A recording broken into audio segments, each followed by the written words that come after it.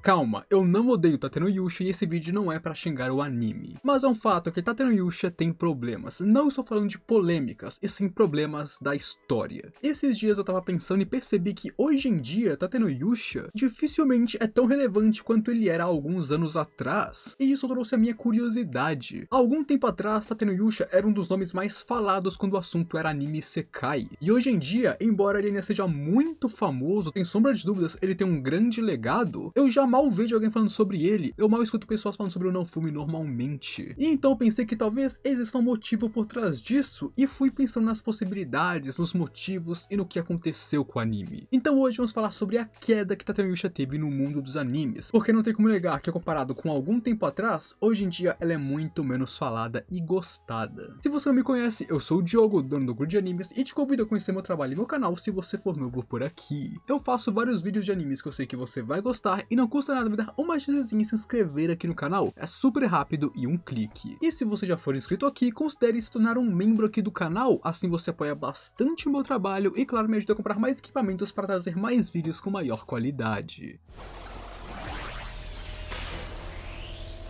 E eu acho que o maior segredo para o sucesso de Tatenoyusha naquela época foi ser diferente. Tatenoyusha era diferente dos outros isekais que lançaram na sua época por causa de sua temática. Não apenas ele foi invocado como um herói que só pode usar um escudo, o que por si só já é muito único e curioso, além de, claro, mostrar um lado que ninguém nunca viu antes. Você tem milhares de séries focadas em pessoas que usam armas, sejam lanças, espadas, arcos e flechas que, embora tenham poucas, ainda existem bastante delas, mas o escudo era uma novidade. E na real, eu acho que foi genial por parte do autor fazer o Naofumi usar apenas um escudo e o poder do escudo. Criou não apenas um protagonista diferente dos demais, mas que é interessante. Mas outro fator único da época em que o anime foi lançado era o seu tema, a vingança. Isso ajudou muito ele ganhar sua fama naquela época. Hoje em dia, animes de isekai e fantasia com temática de vingança nós já temos aos montes. Nós temos muitos deles já lançados e sendo lançados ainda. Todo ano pelo menos sai um ou dois desses. Isso é algo que já virou comum.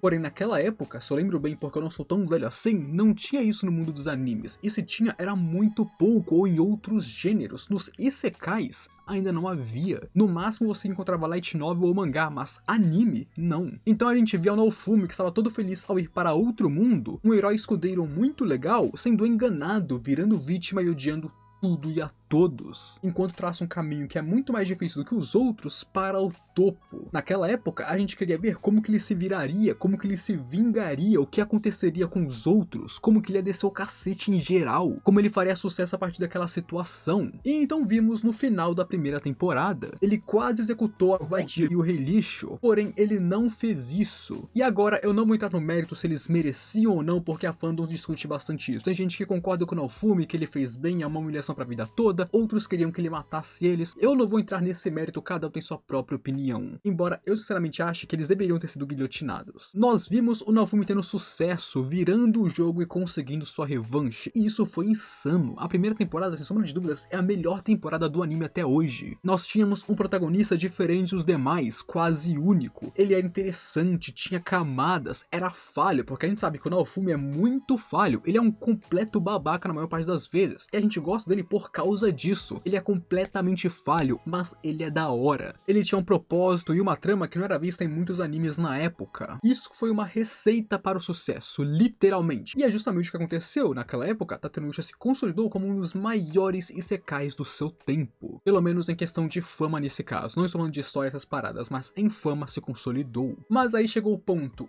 E depois? Depois disso nós ficamos sem temporada nova por 3 anos inteiros, o que é um tempo considerável. Muita gente se cansa de esperar esse tempo todo. E claro, isso também é suficiente para diminuir muito o hype em relação a uma obra. Deixa eu te dar outro exemplo. Tower of God lançou. Quando lançou a primeira temporada, foi um sucesso absoluto. Todo mundo falava disso. Passaram 3 ou 4 anos sem nova temporada. Quando lançou a segunda temporada, pouquíssima gente falou disso. Por quê? Porque o hype morreu, porque demorou muito tempo. E Tatenoyusha foi a mesma coisa. É uma obra muito grande e muito amada, mas depois de 3 anos, obviamente, ela caiu um pouco no esquecimento, porque lançaram vários outros animes que também eram muito bons. Porém aquilo, mesmo que o hype caia em 3 anos, ainda é ok esperar um tempo para uma boa temporada. Mas é aí que entra outro erro de Tatenoyusha. Nós não apenas esperamos 3 anos, mas o próximo arco já não era tão mais único único quanto a primeira parte. Eu li a Light Novel de Tatenoyusha muito além da primeira temporada, tenho certeza que muita gente que tá vendo esse vídeo também leu, e com isso eu posso dizer que os próximos volumes depois da primeira temporada não foram tão bons, tão únicos, tão originais quanto a primeira temporada foi. E além disso, depois daquela espera enorme de 3 anos para uma nova temporada, não podemos negar que o barulho causado pela segunda e terceira temporadas não foram tão grandes, ou perto de serem grandes quanto a primeira. E isso se deve a vários fatores, na minha opinião. Mas claro, eu sozinho não podia ter certeza disso, então fui no Discord do canal para perguntar para as outras pessoas que também acompanham Tatenoyusha o que eles pensam sobre isso. E surpreendentemente, as opiniões deles eram bem parecidas com as minhas também, com as conclusões que eu cheguei. Além da demora de uma nova temporada, o que realmente diminui o hype de um anime, isso é um fato, os arcos seguintes não eram de longe tão bons quanto os da primeira temporada. Principalmente porque os arcos da segunda temporada são alguns dos arcos mais chatos da Light Novel inteira. E além disso, além de ser um arco mais chato, eles adaptaram muito mal a segunda temporada, ela é muito ruim comparada com a primeira. Então foi uma temporada adaptada de maneira ruim, com uma equipe instável e um dos piores arcos da série. Então, se a primeira temporada tinha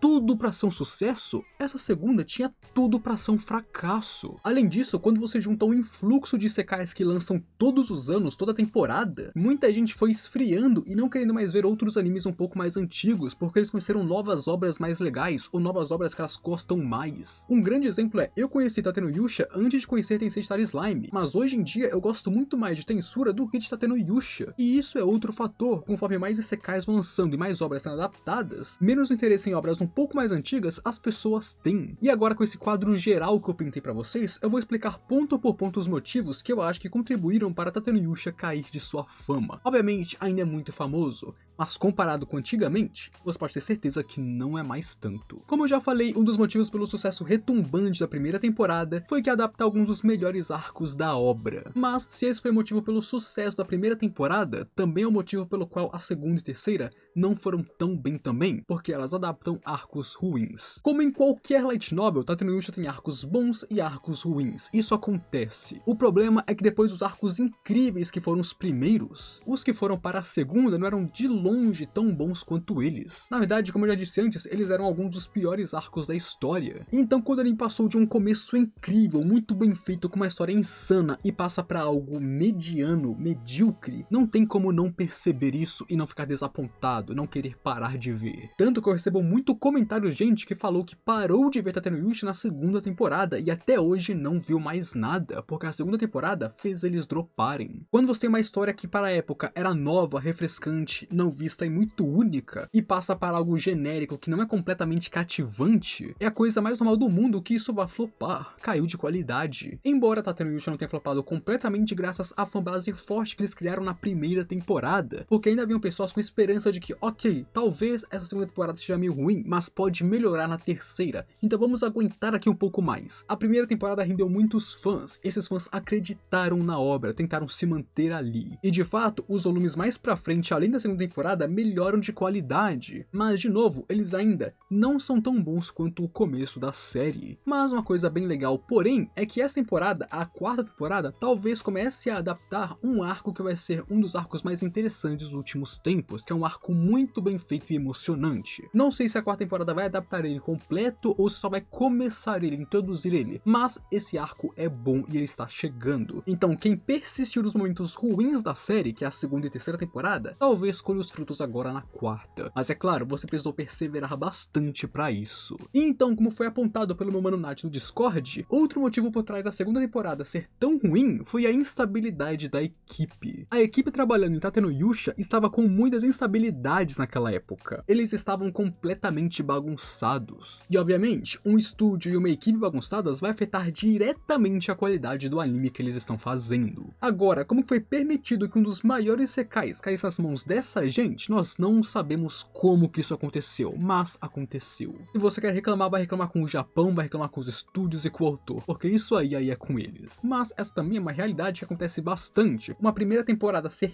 incrível e então cair de qualidade. Isso acontece muito no mundo dos animes. É muito frequente. Outro problema que aconteceu bastante na Yusha também, ali naquela época da segunda, terceira temporada, foi um que eu falo bastante aqui no canal, que são cortes do material original. Toda adaptação, seja filme, anime, desenho ou série, vão ter cortes do material original, porque é impossível trazer todos os detalhes de um livro para uma animação, para um filme ou para uma série. Porém, você vai saber se a adaptação é boa ou não se eles cortam coisas que podem ser cortadas ou se eles cortam coisas importantes. E em Tate no Yusha, coisas importantes foram cortadas. Um belíssimo exemplo que o Nath deu no Discord, que eu já falei aqui no canal anteriormente também, foi o sexo da Kel. Porque sim, ela é uma mulher. E muita gente acredita que ela é um homem por causa do anime. Isso porque o anime excluiu a explicação sobre ela, porque ela cresceu assim e porque ela é assim. E claro, esse detalhe da Kel não afeta muito o grande esquema das coisas, mas outras coisas importantes também foram cortadas. Isso mostra como que uma obra pode confundir o público ao não explicar bem a situação ou ao cortar certas partes de um arco. E novamente, se eles cortaram coisas que não deveriam ser cortadas, isso é culpa da equipe, é uma má adaptação. Mas também houve o fato de que os fãs cresceram fora da obra. Antigamente, o mercado de animes e isekais não era tão grande quanto é hoje em dia. Hoje em dia é um mercado gigantesco, mas naquela época não era tão grande ainda, estava crescendo. Então as obras destacavam mais facilmente, além de que naquela época eles adaptavam mais histórias originais, mais histórias interessantes. Mas com o passar dos anos, cada vez mais e mais isekais foram adaptados, e mais isekais ruins, o mercado saturou disso. Então no meio de um fluxo gigantesco de várias obras diferentes, vários isekais genéricos, várias obras ruins, as pessoas começaram a cansar um pouco desse gênero, tanto que muita gente parou de ver isekais por causa disso, porque saturou muito eles. Isso porque nós tivemos exemplos de uns 8 animes isekais sendo lançados em uma temporada, e desses 8, 1 ou 2 prestando no máximo. Ou seja, os outros 6 não eram tão bons ou não prestavam. Quando você junta que o mercado do isekai está super faturado, com Tate no Yusha ter demorado para lançar uma nova temporada, e quando lançou ser uma temporada ruim, sendo um daqueles 6 animes que não foi bem, aí você sela o prego no caixão. Veio um arco ruim, uma adaptação ruim, com uma equipe ruim em um tempo ruim. E por isso que eu acho que não foi uma ou outra coisa específica que acabou com o anime de Tate no Yusha. Foi uma soma de vários fatores que aconteceram ao mesmo tempo e ferraram com ele. E eu refletindo sobre isso, fiquei bem triste pra falar a verdade. Tate no Yusha é um anime que eu gostava bastante. Eu até mesmo li a novel, e olha que eu não leio novels que eu não gosto. Se eu não gosto de um anime, eu não vou ler a novel e não vou falar aqui no canal de jeito nenhum. E claro, você pode ver que eu tenho uma playlist bem grande de Tate no Yusha aqui no canal. Eu já fiz vários vídeos, porque é uma obra que eu sinceramente gosto, é um dos primeiros isekais que eu já vi na minha vida. Por isso que quando saiu a segunda temporada, eu não vi ela completa e nem trouxe vídeos sobre ela aqui no canal, isso me encucou um pouco. Por que isso aconteceu? Realmente é uma tristeza o que aconteceu com Tate no Yusha, mas pelo que parece, agora na quarta temporada eles estão melhorando um pouco, pelo menos na minha opinião, comparada com a segunda ou a terceira,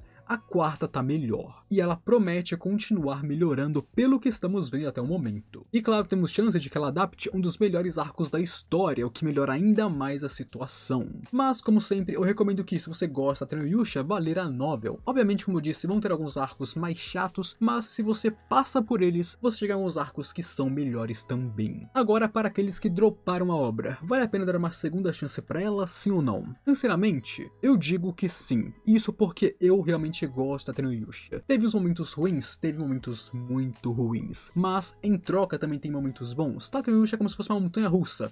É muito boa, fica muito ruim, fica boa, fica ruim, fica boa, fica ruim. Isso é Tate no Yusha. Então, se você gosta da obra, dá uma segunda chance, passa por esses momentos ruins, que talvez você chegue nos bons rapidamente. Mas, o que vocês pensam sobre isso, meus amigos? Vocês viram essa queda de Tate no Yusha? Vocês perceberam ela acontecendo ou só foram com a galera? Mas agora, se você gosta de Tate no Yusha, aqui você encontra um vídeo falando sobre a quarta temporada, onde eu comento um pouco sobre conteúdos cortados e coisas que eles fizeram bem ou mal. Claro, não se esquece de se inscrever no canal se você for novo por aqui e deixa o gostei aí para ajudar o vídeo. Agora, eu fui.